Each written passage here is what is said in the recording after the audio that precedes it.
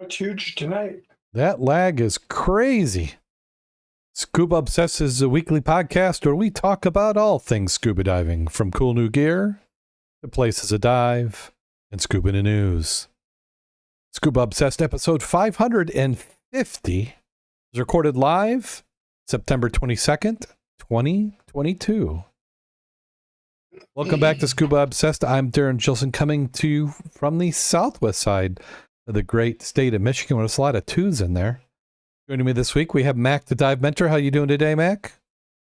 I'm doing very well. Glad to be here. And I did hit record, so people are wondering what happened last week. It was we would call it a technical malfunction, but it's more of a what they say, it was operator error between the ears or something. Yeah, that was just as much as by the time I think we did 3 starts. My wife was asking me, what were you yelling about? I can handle other people making mistakes, but I'm not real fond of my own.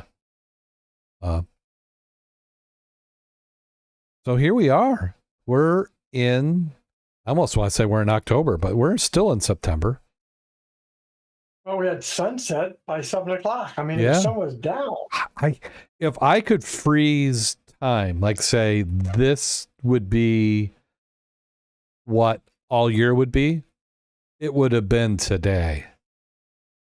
Temperature was perfect, beautiful outside, time of day. You got, it's like, I like it when you get up and it's just starting to be dawn. And then, here you are. Like sometimes in the summer you want to go to bed and you're like, gosh, it's still light out. But this is great. I mean, if you want to get a night dive in, you don't have to wait that long. You could just hang out a little bit and you get a night dive. I don't recall any time in the summer that I'm saying, God, I wish it was dark so I could go to sleep. I don't think so.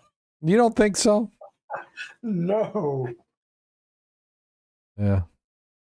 Yeah, it does. I don't know. There's times I do. Maybe it's just the me. trees are turning. The trees are turning.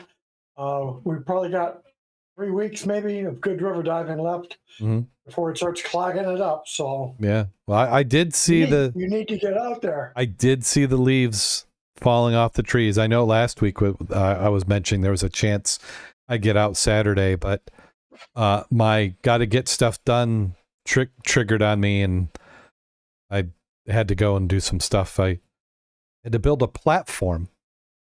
Let me see. Maybe I'll show you what my platform is. Must be for computer stuff. Kind of for computers. So I'm to the last 2 weeks, because the office wants to shut the heat off to the location. So I'm like, well, I better get this done. But so what I'm going to do now, through the magic of technology, and if I can figure out what button to hit, here we go. Here is what I worked on this weekend. So that, I don't know if you can see in the photo that on the right there's like a platform. You built all that? A part of it was built. It was just flat, but didn't have any sides on it, which, in a warehouse, which is kind of dangerous by nature.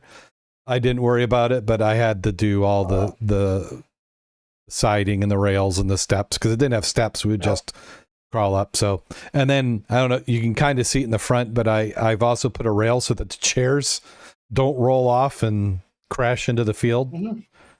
But this is nice for us. This is the coaches and mentors stage.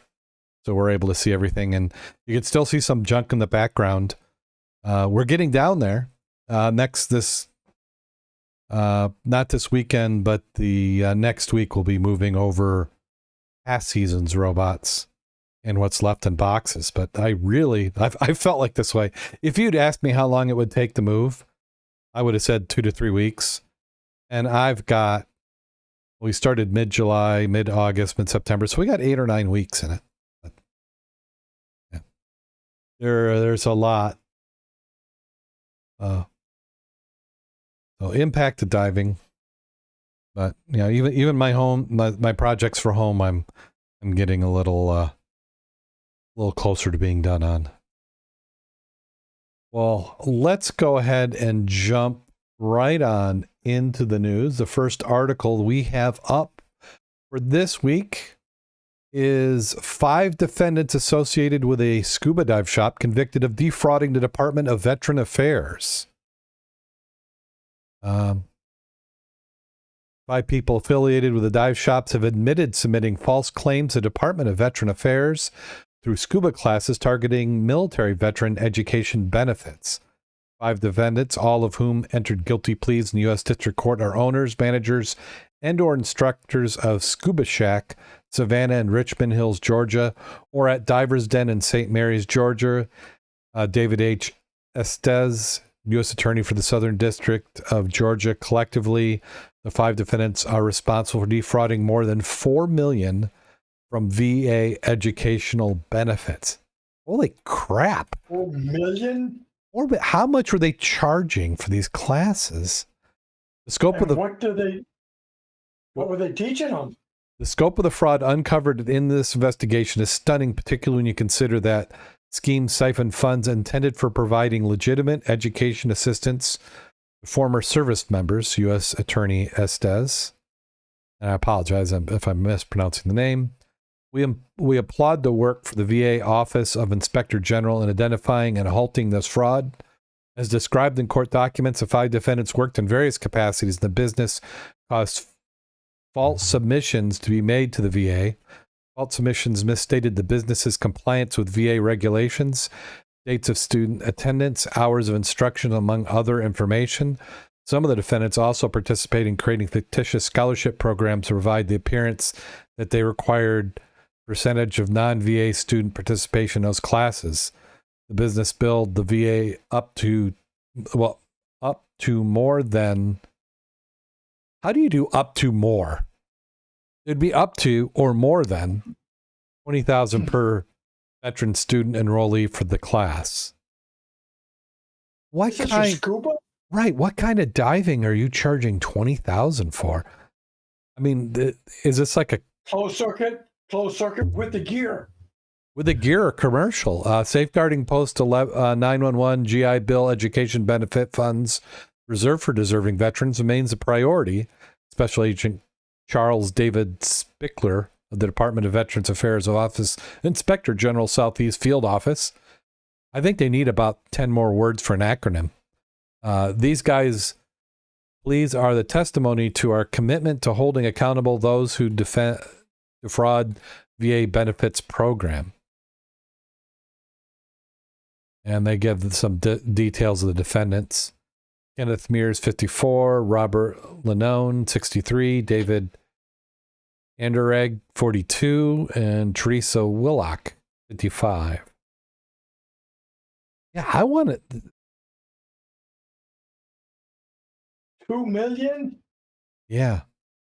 Mears agrees that the cost of the VA of the scheme exceeded $3.5 million. And they all pled guilty. How did they do that? Wow. I think this is just plain case agreed. You know, you do something and then you're like, wow, that was awful easy. And then you just go for it. So Kenneth Mears, statutory penalty for up to 20 years in prison, substantial financial penalties, followed by up to 3 years of supervised release, was a school certifying officials and course director at Scuba Shack. Oh, were they saying they were giving him a career where they would be dive instructors? $20,000 is a lot per person. Yeah. Wow. Yeah, I would like to know a little bit more about this. Yeah, okay. Well, I'm glad they got him. It makes you wonder how much they get by. I mean, I'm sure. Oh. Yeah. Sad. And here, this one a little bit on the environmental front. Georgia shrimpers sue Golden Ray owners, Salvagers over shipwrecks pollution off St. Simons.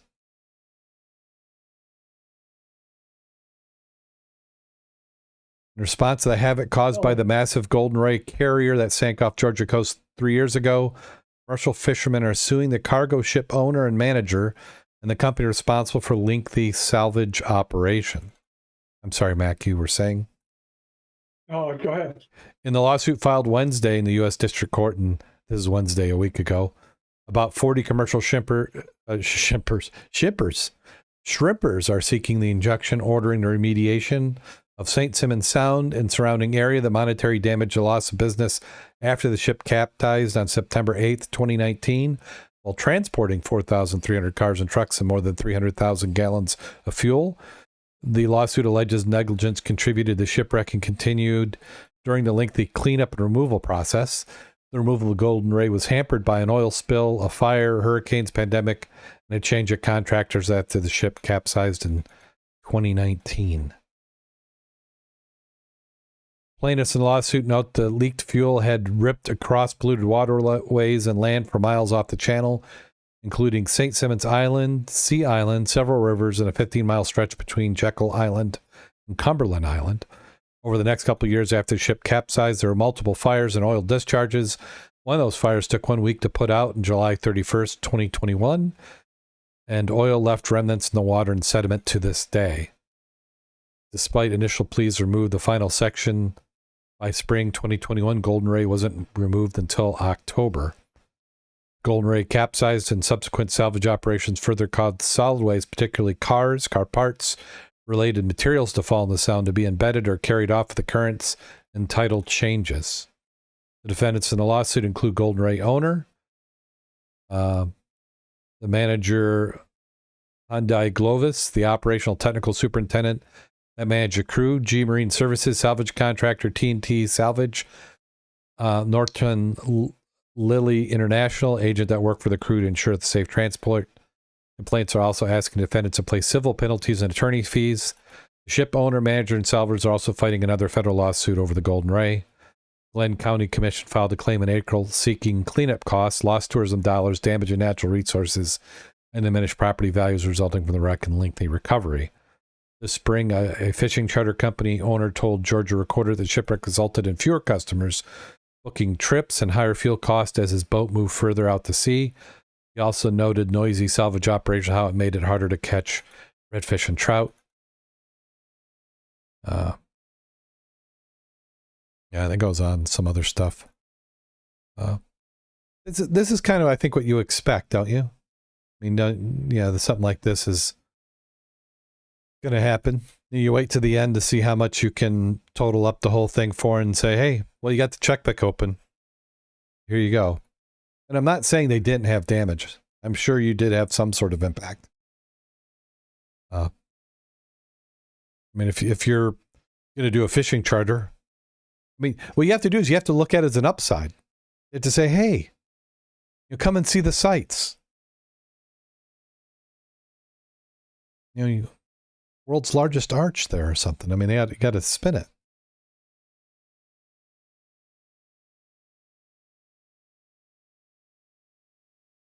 I wonder how much didn't get cleaned up. And we lost Mac.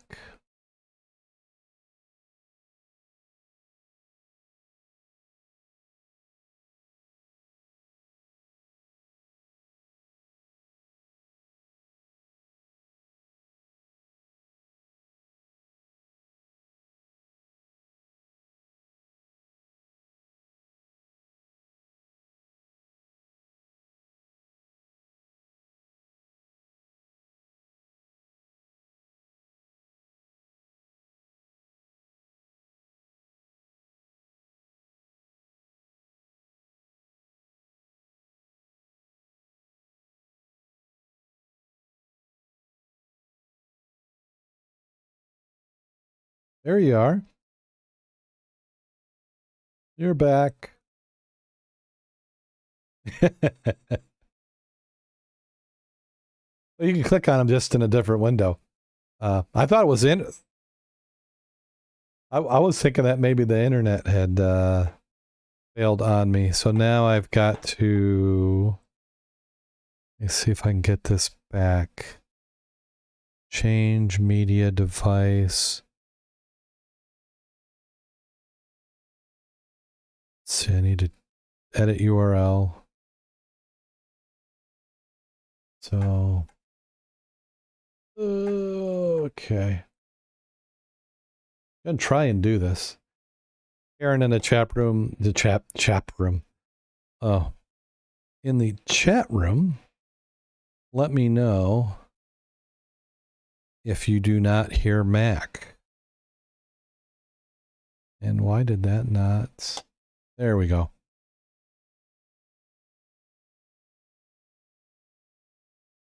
Oh, nope, that didn't work. Hold on. We got a nice, beautiful echo. So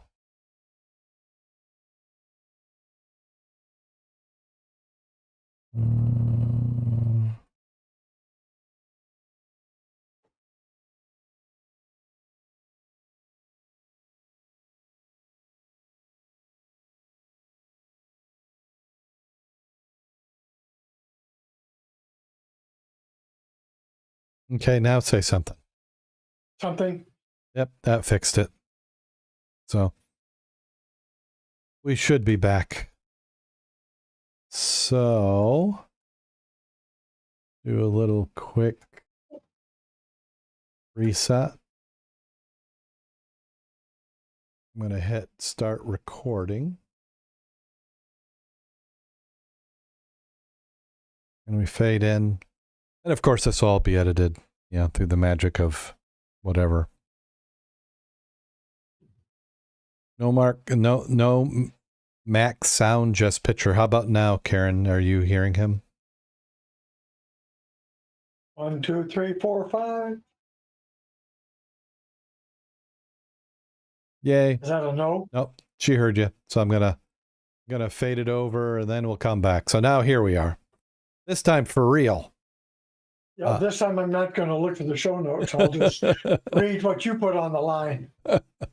So, how did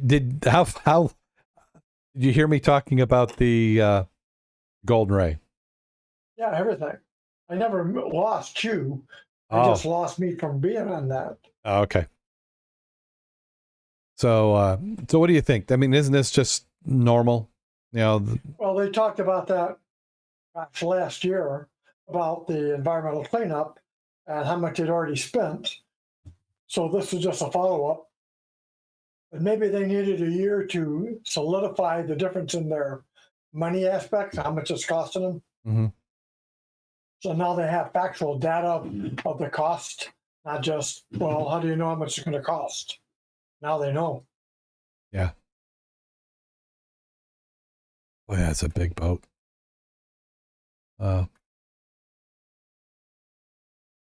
There's another photo of the salvage cars rusted and dripping with mud and seaweed. Yeah, that's the item I was looking at saying, what the heck is that? Yeah, that's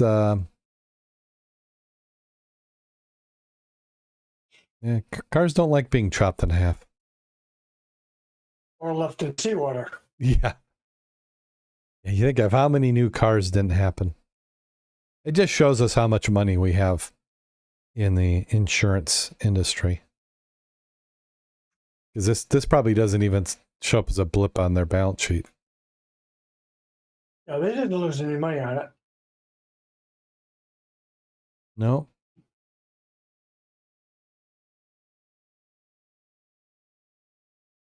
And just how old is too old? We've got a gentleman here. San Antonio man is hoping to dive into the record books with help of a local doctor, Arthur Graff Jr., 100 years old, from San Antonio, is set to become the world's oldest male scuba diver on record. I've been diving in 1984. They've been scuba obsessed ever since. Hey, branding. There we go. There you go. I've been doing a little diving. He's been all over the world. Arthur Graff the third told KWTX, from exploring shipwrecks in Italy to scouring seafloors in Jamaica, the Patriarch has logged more than 700 dives. It's easy if you stay away from where there's big current, said Graff Jr. He did his 701st dive last fall, but he's not done. Graff Jr. wants to make one more dive in November, and if he does, he'll be the new holder of the Guinness World Record for the oldest male scuba diver. Well, I didn't want to be the oldest record holder. I just by age got there. If you can, that's great. To get the record-breaking 702nd dive, he had to be cleared by a cardiologist and pass a pool refresher course, which he did through Scuba Schools International, SSI, to check his current state of capabilities. He passed on that, said Graff III, who took the course alongside his father. Next, they need to get his dad medically cleared by a doctor certified under the Diver Alert Network. You go continuing medical education conference that you attend in order to get certified to do medical clearance dives. Also to evaluate people who have injuries and may have gotten sick while diving that may not even be related to the diver itself, said Dr. John Joseph, a family physician with Baylor Scott and White Health. You learn how to clear somebody for scuba diving, evaluating decompression illness, evaluating medications for how they affect by diving and things like that. Joseph, who works out of Killian, says he got recertified he gets recertified every 5 years. He's the only doctor between Dallas, Houston, and Austin currently giving medical clearance for dives. To my knowledge, there's nothing specific about being 100 that would disqualify him, said Joseph. The most common cause of fatalities in divers is the same as it is on land, which is heart disease. So I want to make sure he had a good functioning heart. Joseph worked hand in hand with Graff's cardiologist, who did a stress test on him and gave him an echocardiogram. I also looked to see if he was in the office, if he did he have any significant narrowing of the arteries that go to his brain. Was he able to move his arms and feet in order to dive? Was his lung function adequate? And so I was able to do that in my office by examination, said Joseph. The results were clear. Graff is in great shape, he said. The age he is. Right. He's in amazing shape. In fact, on his stress test that made a comment that he's excellent exercise tolerance for his age. So she did a very good workup. He has better heart function than a lot of 60 and 70-year-olds. Joseph also happened to be an avid scuba diver. We're blessed to be the closest physician to San Antonio for a dad to get a full medical examination by someone who was in the system with Dan. So it's a specialty with a lot of experienced people behind it, said Graff III. They're still deciding on a location for the dive. Over potential spots include Bonaire in the Caribbean and the Cayman Islands. If the Graffs choose Bonaire, Joseph will coincidentally already be there for a conference. I do feel comfortable getting in the water. In fact, I told the family, if he goes to Bonaire in November, I'll be there. I'll dive with him. I feel very comfortable getting in the water with him. Joseph would serve as one of 2 witnesses required by the Guinness Book of World Records to make the dive account. Certified dive instructor is also required to be there, and the dive must be filmed. It's there, the book of GWR, might as well get in it.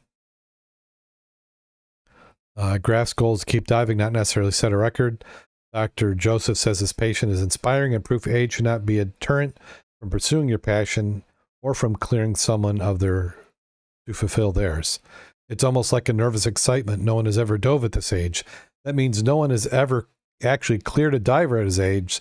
So there's a little bit of anxiety on my part, but it's overshadowed by the excitement for him. He's an amazing human being, both he and his son. The current world record holder is an American named William Lambert. He broke the record in the lake in Illinois back in 2020 at the age of 100 years and 2 days old. If he gets in the water to scuba in November at 100 years and 6 months old, he'll break the record. I'll tell you one thing about diving, you better not be an old smoker. You have a good set of lungs to any depth, don't smoke. Graff Jr. moved to San Antonio in 1955 after attending Texas A&M University in the 1940s. I think I'm in pretty good health for my age. I'm looking forward to this one.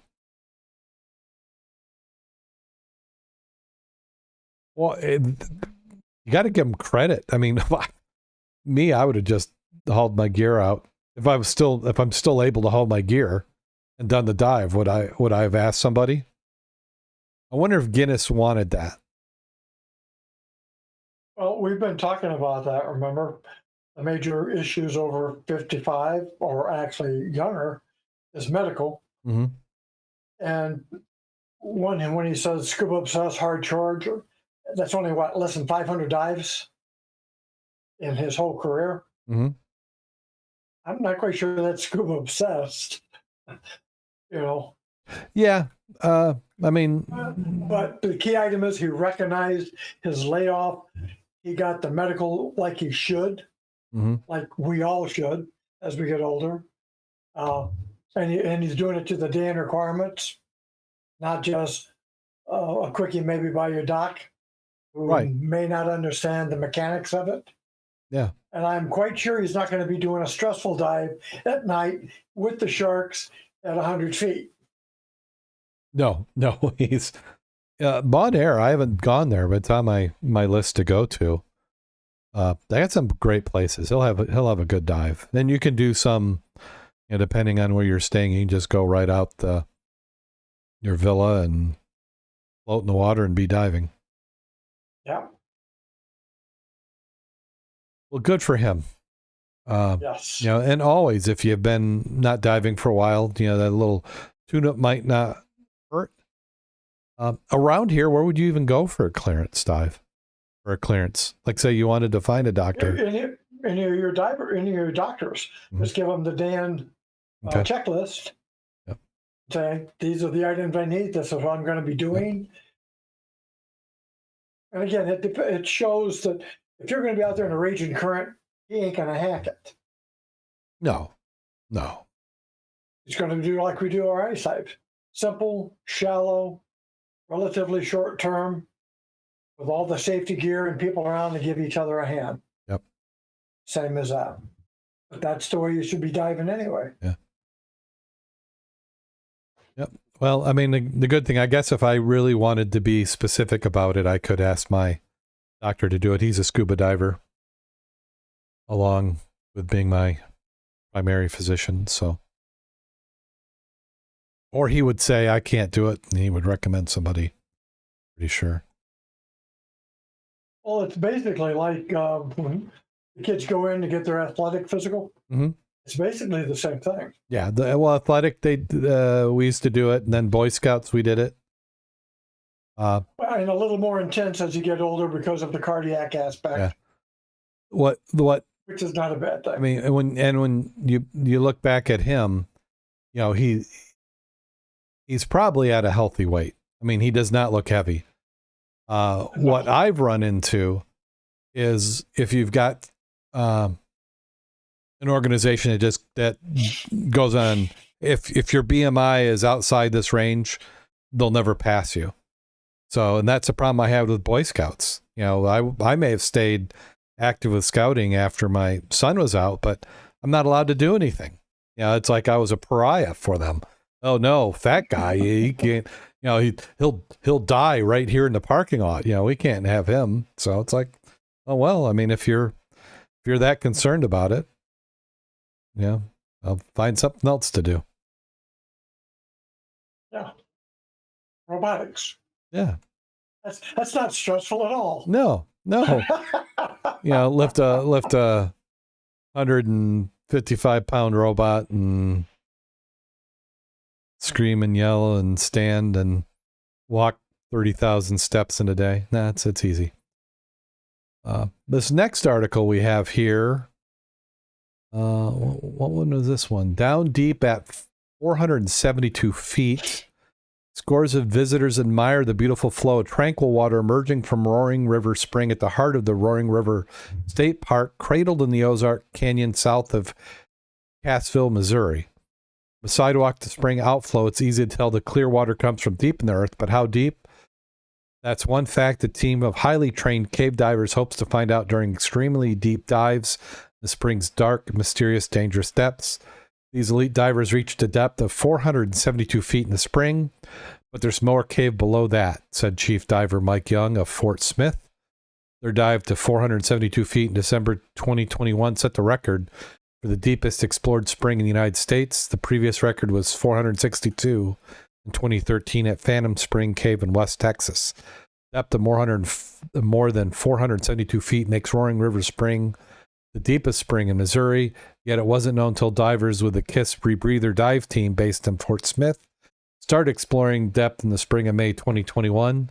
Their latest dive operation this year was August 18th through the 21st with 14 team members.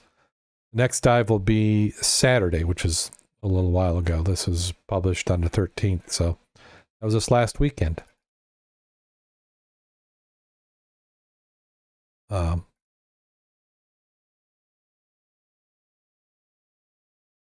Exploration began the long process of getting permits from Roaring River State Park, Missouri Department of Natural Resources, to dive to Roaring River Springs. Permits are renewed every 6 months, Young noted. Recreational diving is prohibited in the spring. Professional divers have explored the spring before, two in the spring of 1979. A team in the early 1990s reached a depth of 225 feet. At that depth, there's a tight squeeze through restriction that leads to more spring cave. Bulky conventional scuba tanks prevented those divers from penetrating beyond the restriction. Rebreather scuba technology the team uses was developed in the late 90s. Rebreathers are smaller than conventional scuba air tanks. They work by removing the carbon dioxide from the diver's exhaled breath, so the diver rebreathes the oxygen. KISS, which is what Bob's still doing, a KISS rebreather? Yes. You got two different types to get the travel one, I believe. Yeah.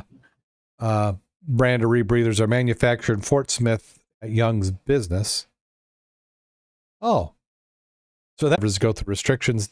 Still, the squeeze is tight, said Randall Purdy of Kearney, Nebraska. The team's underwater photographer, gesturing with his arms, he formed an opening about the diameter of a 55-gallon barrel. Wonders never before seen by humans unfolded. Divers emerged. They encountered a colossal water-filled cave room so large it could contain a 550-foot tall Washington Monument, according to Young.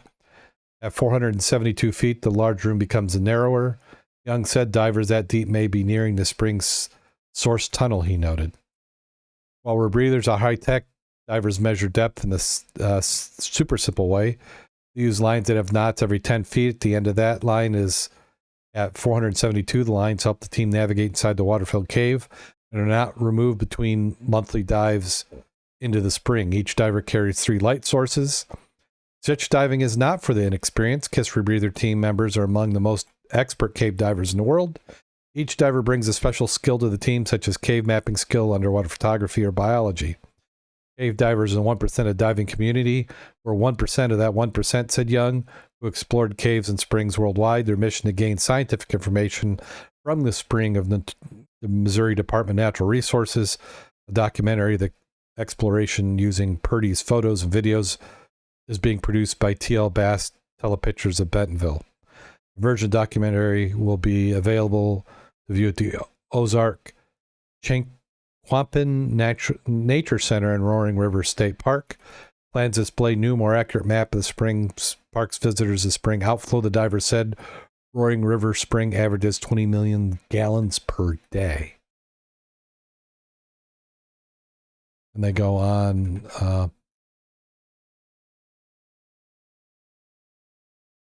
Let's see. Somewhere I thought I saw, there's like kind of like an entrance.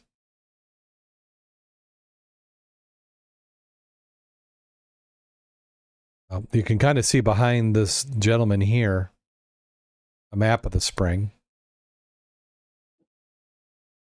I'm just trying to look at the bottles and stuff on the right-hand side. Right there. Stage bottles, maybe? That's what they look like, stage or just a gas extension. You know, like they might change them out throughout the dive. Yeah, a couple of them are definitely stage bottles. I think the larger ones are probably stage. And the smaller ones just might be like redundant, like maybe they change them.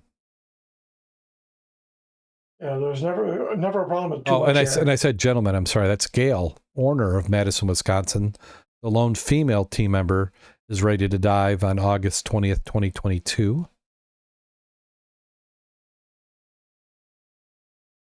I've got fins just like that. No rebreather though.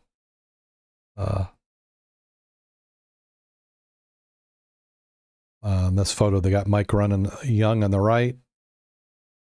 Photo credit, Democrat Gazette, Flip Huntuff.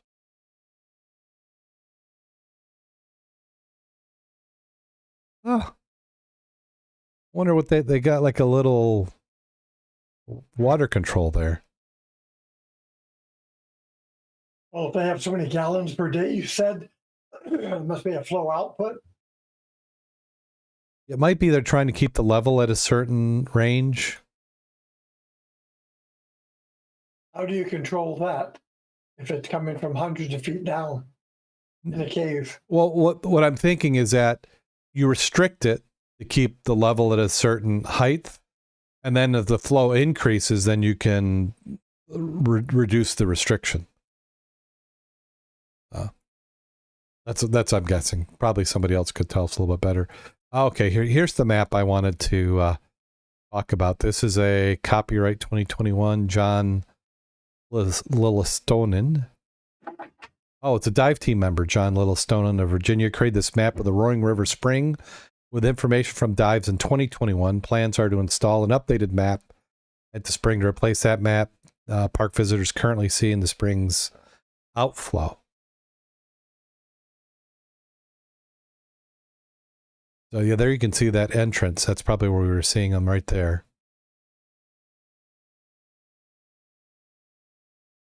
So so the water must be coming from this deep section.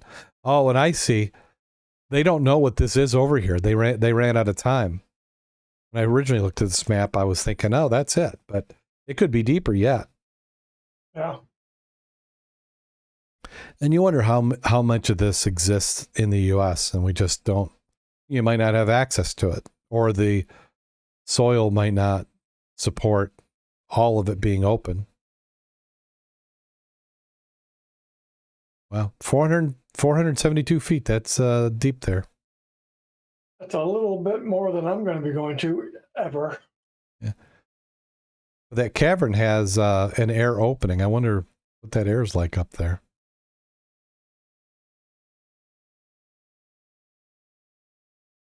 I would probably test it before I tried to breathe it.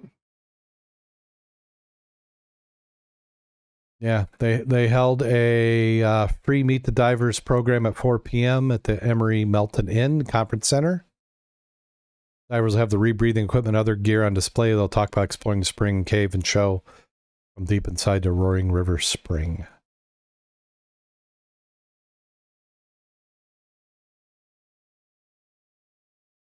See, I got a cave right here around the corner, Mac.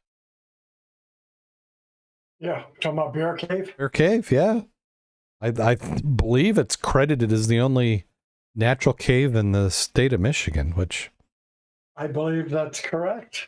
Yeah, right around the corner. Yes. Have you ever been there? I've not been there. I took my nephews there a couple of years ago. But I've got an excuse, really. It's too close. Isn't that what it is? All the locals? I haven't had time. I've only lived here 35 years.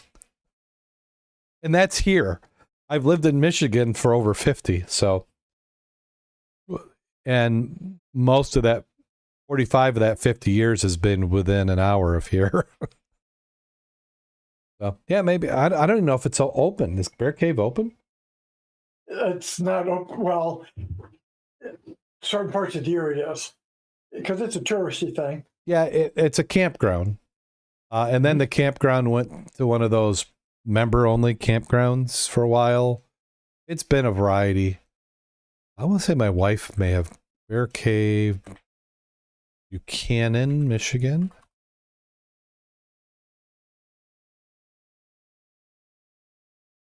Let's see what comes up with this. So we'll pull it up here in the great big book of everything, the internet. Bear Cave, Buchanan Township, which will be I'll be right across the road from Bear Cave this weekend working the International motocross race. What? Not diving this I weekend? know. Friends of the wait a fam. minute, wait a minute. Scuba test? Yeah, I don't know. You did get to Well, wonder, buddy. I asked them if they needed a safety diver to track, and they didn't seem to need it. So, yeah, I'm doing pit passes again. So they're desperate. It's an international show. Once every 4 years, it comes to the U.S. And it's been at Buchanan twice. The first time it's ever been to the same location twice.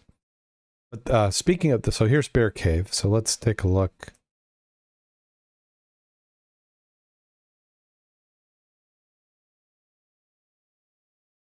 So let's see. We'll have to evaluate it for it's Pure Michigan. Visit the website.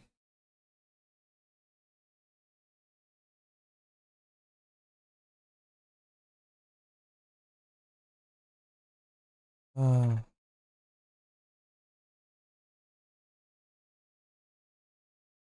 this is deadly exciting, isn't it?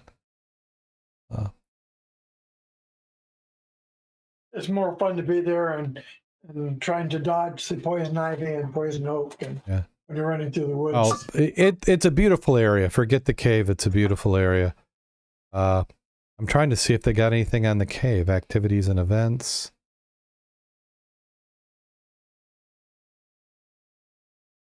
Watch this go spinning round and round.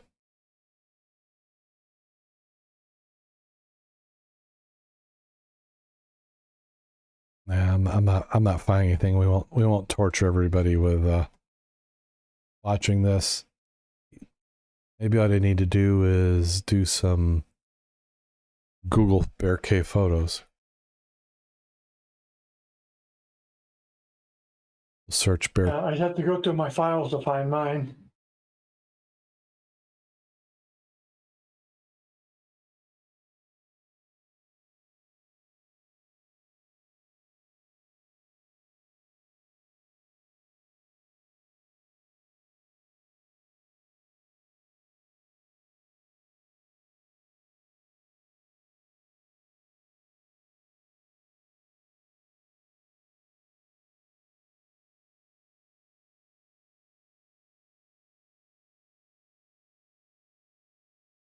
And here, let's see. This is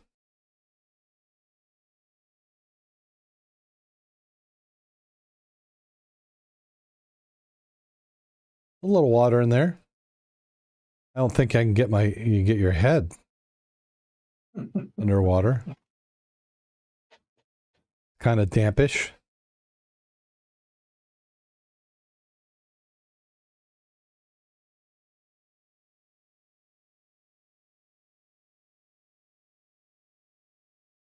Old postcard.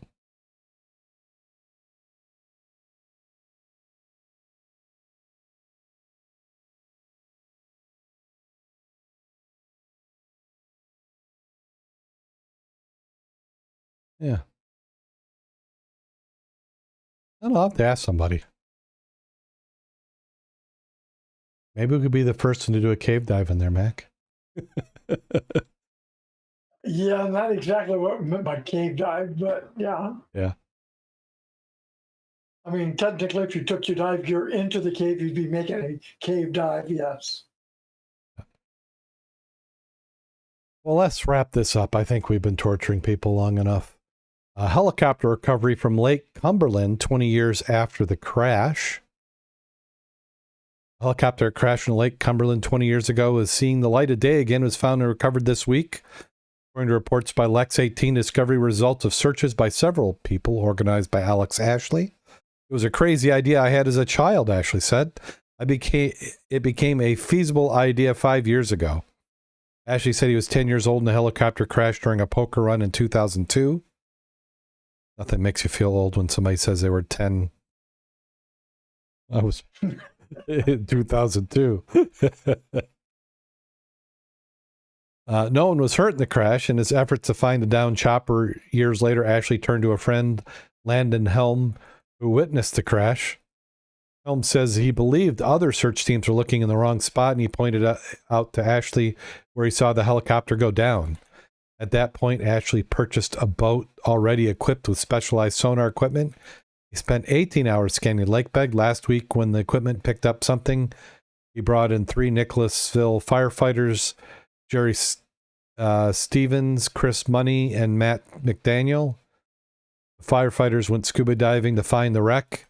It was surreal, definitely. I had to touch it a couple times to know it was real. One of them brought something special back to the shore for Ashley. They brought up the pilot's headset. It was amazing. It was cool. Slowly using barrels filled with air to lift the helicopter, they started bringing it to shore Tuesday. It's pretty cool. You know, I was one of the last people to see it go down, and I'm one of the first to see it come up. By sundown, the helicopter is out of the water. Ashley say he may place it in one of his businesses. Wouldn't somebody have some sort of rights to that? Well, the insurance company. I'm just looking at what I can see. It almost looks like a Robinson, but that's pretty old. Once we get past this cartoon here.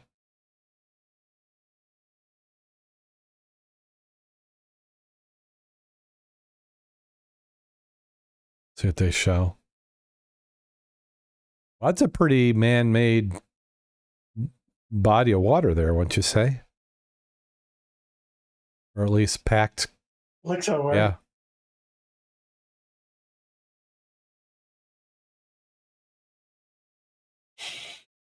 Did they say how deep? I don't believe they did. I'm going to guess it doesn't look that deep. Maybe 20, 30 feet, wouldn't you say? It's hard to tell. Yeah.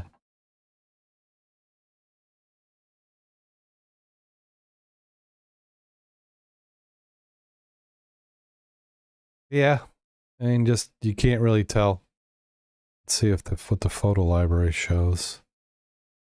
Oh, that's it. I'm just curious why they didn't go after it back then. Well, you could have done the very old process, couldn't you, Mac? Just take a boat, 2 boats with a rope in between and then snag it? Yeah, you'd have snagged that rotor for sure. Yeah. Who knows? I mean, it always looks easy when you find it. Yeah. You were saying about the crash? I'm just saying the body looked in good shape. It looked like it just settled down and then sank. Because the body is good. Got twisted rotors, but if you had them spinning and hit the water, that's going to bend them. Yeah. Well, he said said a real bad impact. Well, and you kind of read between the lines. It said he was 10 years old in a helicopter crash during a poker run, which kind of to me says maybe there might have been a little showing off involved. You know, like, hey, let's buzz the water here. Well, generally you wouldn't, but who can tell? Yeah. Or you just ran out of fuel. Like running out of air. Don't do that. Yeah. Okay, well, that does it for Scuba in the News. So there was a dive last Saturday, from what I understand. We did a drift dive. You did drift dive. And then we had somebody from out of town, didn't we? Let's see, we have Deb. Deb always comes for the end of the year dives. When the river is the best, visibility was good. So she's been out there twice with me so far. Then said, let's do a drift dive. And she said, okay, because we haven't been through the railroad bridge for 2 years, 3 years. So Larry and Deb and I showed. Jim was going to dive. He got tied up at the shop. Work again. Then we determined that's the biggest cause of not diving is work. Well, part of it is, but he just came back from about 2 weeks in New Jersey, body surfing in the ocean, having a good old time. So I think that piled up a little bit. Little backlog. Yeah. But thinking about doing it again this weekend. Yeah, I let somebody talk me into working the red bud, and I think it was my wife, and then she's working her job, so I'm kind of soloing it.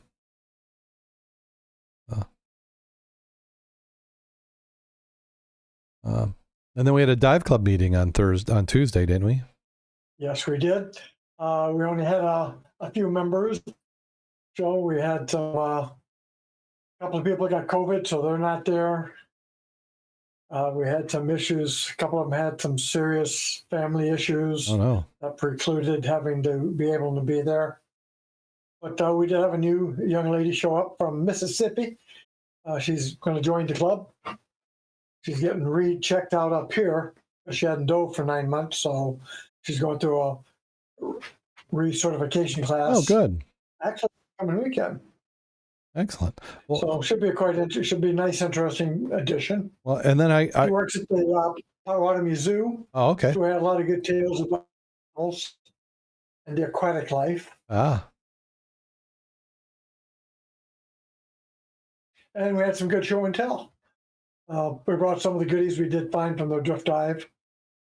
And next time we're going to bring, for some of the people who aren't bottle fanatics or they're wondering, well, what do I look for? We're going to bring some hutchies, glob tops, crown tops, meds, poisons, so they can look at the different type milks, the different types that you look at and are worth some money.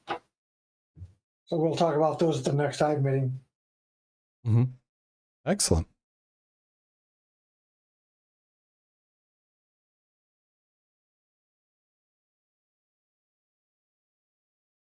I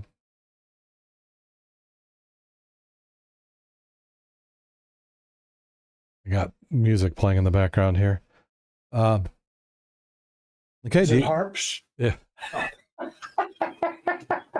Ow. No. Is it harps, or is it getting hot in your room? It is a little toasty in here. So do you have a dive safety story for the week? Well, I don't have a dive safety story, but I've been going through some other items, and it seems like there's some difference of opinion on what a submerged marker buoy is for, and a delayed surface marker buoy, and a lift bag.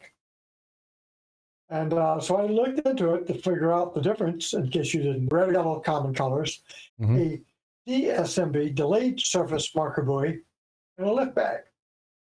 Well, one thing, they're all buoyant when inflated, and they all mark the location of a person or an item that's either underwater or just below the surface when inflated. This identifies that location to boaters and others on the surface, so that people, notify them that people or objects are in that location, and if they got their boats, they need to keep well clear and at low speeds. Now, an SMB, submerged marker buoy, commonly red, sometimes yellow, depending on where you're diving, is normally inflated on the surface before the diver submerges, and is used as a towable marker for a diver underwater. The nice part about it, it's narrow profile, doesn't create a lot of drag. Key items on them, the better SMBs are closed off and inflated through an oral inflator. And for best visibility, you want them to be at least a minimum 6 feet in length is preferable. Now, if you're diving in the States, American states, divers are required to mark their positions with a diver down flag. And you could use a submerged marker buoy, but it would have to be the colors that are required by the states, which is red with a white stripe going top left to the bottom right. And the size of the flag varies depending on the state. You can attach that flag to a staff that's attached to an inner tube, a milk carton with an inner tube, an inflatable bag, or floating on a foam ball, which a lot of people have. Most of those are, again, low drag, except for the milk carton. Now, in international waters, you use the International Maritime Signal Flag, or the Alpha flag, have the meanings of I have a diver down, keep well clear at slow speeds. This is used to indicate the presence of a diver and is used in all countries other than the United States.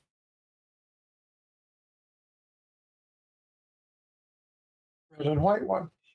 Of course, if you're working in waters or rivers that have national or international traffic, it's not both of them. Because the Czechoslovakian guy might not know what the die flag is, but he knows what the alpha flag is. Okay. Now, the delayed submersible marker buoy, if you look at them on the surface, they look like the same thing rolled up in a little tube. The DSMB is usually open at the bottom and has an overpressurization valve, an OPV valve, in the lower portion of the tube. And most good ones have a reflective strip on both sides, and the optimum side is 6 to 8 feet. Now, the delayed surface marker buoy can normally be inflated 3 ways: orally, connecting the low-pressure inflator hose, or by purging your second station to the bottom of the opening signal device. Now, these are often used, especially offshore or other places, when not diving off a moored boat or in open waters, and you're sending up your location buoy prior to going to the surface. Now, they're particularly useful for helping those spot divers in seas with big swells. They also provide surface support, your location, and provides you with a positive connection to the surface, which provides you an aid when surfacing, especially if doing deco. Now, key item with that, it's imperative, and I can't stress that enough, that you practice deployment of, your deployable surface bags before you start to use them. And I mean, use them in the pool and getting used to them is one thing, but doing them at 100 feet in gloves when you're chilly and dark or low vis is a different item. You need to practice that, because getting caught or tangled in the line when inflating it, that means it's attached to, and it's going to be making you have a rapid or uncontrolled ascent, which could possibly result in an air embolism or the bends. So you got to be careful. They're great to use, but you got to be careful and practice using them. Mm-hmm. Now, for divers, lift bags are the tools of the trade. Lift bags provide a variety of uses for divers hoping to raise underwater heavy objects to the surface and marking the location of the scuba divers. Now, a lift bag can be nothing more than a durable, watertight bag with straps. Quality bags will have a dump valve to assist you in recovering or deflating your bag after the load has been secured. The key item is always have the right size bag for the load, and key item, never, ever, ever be below your lift bag load. And then you always control the bag with a tagline. Typical sport diver bags, 25 to 100 pounds. Quite often what they're doing is lifting up motor scooters, bicycles, safes maybe, if you're lucky. Usually, and motors, items usually less than 100 pounds. Now, if you're serious lifting something, like commercial divers, the dive items are called camels and parachutes. Now, an open lift bag or a parachute, or open at the bottom, allows the expanding air to spill out of the bag as it rises. So it's not ever going to split a seam and drop the load. The shape of the open bag should distribute the volume in a vertical manner, vertical as opposed to horizontal. So the open end of the bag always stays on the water. You can't really overfill them because the air will flip out for you. And that's going to be a big change. You're never going to blow the bag. And it may be necessary to capsize, meaning invert the bag to stop a runaway lift, meaning you can do that. We'll put it on a line on the opposite side. Now, a closed lift bag is called a camel. It comes in a lot of different configurations: horizontal figure, a vertical cylinder, a teardrop, or a pillow. And they also have an overpressure valve to prevent internal pressure from exceeding ambient pressure by more than, let's say, 1 meter of seawater. Closed bags are intended for use that are near the surface, and they will retain their air even in rough seas. Parachute bag won't. The common lift bag that a scuba diver uses, won't either if you've got a lot of turbulence on the surface. So the key item though is there are different items. Make sure you practice with what you're using. If you're carrying a submerged bag, make sure you know how to use it, how to stow it, how to put it away. If you're using the delayed surface marker buoy, definitely practice delaying or making the surface, making it rise to the surface using either a reel or some other mechanism. Just be aware that you get it caught on you, you're going to be going up with it. There you go. So, wisdom for today. Excellent. Those are all good. Yeah. Yeah. We could do just an episode on lift bags and surface marker buoys. Yeah, you could. With pictures. With pictures? Or actually hands on. Yeah. I've got them all. Excellent. Yep. Let's see. Do we have anything else we want to cover before we get on out of here? Hey, October's here, almost Halloween. Got to get wet. Yeah. Those afternoon dives are the way to go. Sunset today at 7 o'clock. So doing a 6 o'clock evening dive ain't going to hack it. No. Well, let me rephrase it. It would if you want to do a night dive with the lights. Yeah. Yep. Certainly. Well, are you ready for that time of the show? Yes, sir. I am ready. Okay. So these are some not so good ones. Let me know when you've had too many. Why should the number 288 never be mentioned? It's too gross. What did the Tin Man say when he got run over by a steamroller? Curses foiled again. What did the bald man exclaim when he received a comb for a present? Thanks, I'll never part with it. I like that one. What did the Buddhist say to the hot dog vendor? Make me one with everything. What did the left eye say to the right eye? Between you and me, something smells. That's a good one, too.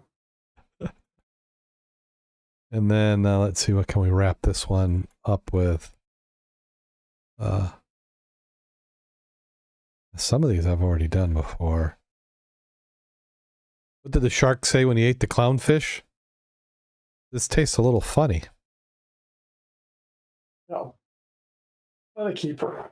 Yep. So until next time, go out there and get wet. And stay safe. Plan to dive your plan, discuss the plan, and the dive afterwards, see what you learned. Might surprise you.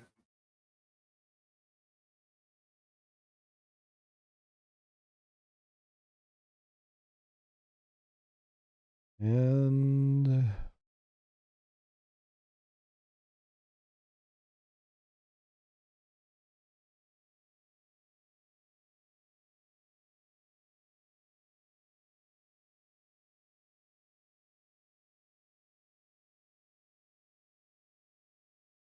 that's it.